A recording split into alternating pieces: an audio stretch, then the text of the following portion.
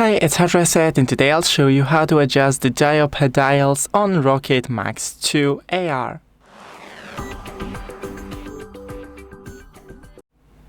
So, on your glasses, right here, you can see the two wheels, and when you slide it to the center, you will change the sharpness to -6, and when you slide it outwards to the 0.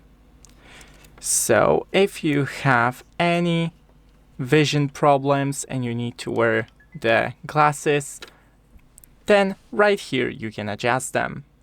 Thanks for watching, don't forget to leave a like and see you in the next one.